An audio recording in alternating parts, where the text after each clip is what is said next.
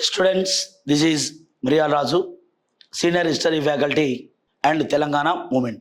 మన రక్షణ్ అకాడమీలో each and every point ప్రతిదీ కూడా క్లాస్ రూమ్లో మీకు క్లియర్గా మొదటగా ఎక్స్ప్లెయిన్ చేస్తూ దానికి సంబంధించిన మెటీరియల్ను మీకు ఇవ్వటం, అలా ప్రిలిమ్స్ ఓరియంటేషన్ ప్రిలిమ్స్లో అత్యధిక గరిష్ట మార్కులు సాధించి ఎలా సక్సెస్ కావాలని ఇక్కడ మీకు నేర్పిస్తాం.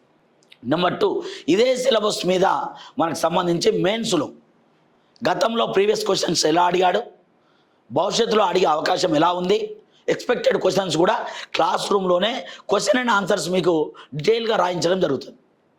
చాలామంది మనం రాసేటప్పుడు సార్ మనకు ప్రిలిమ్స్ వచ్చింది కానీ మెయిన్స్ రాసేటప్పుడు మరి ఎలా రాయాలి?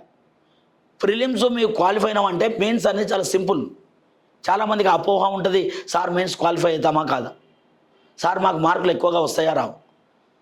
గ్రూప్ 2 జాబ్ సాధించడం ఎంత కష్టమో గ్రూప్ 1 సాధించడం అంతకన్నా ఈజీ.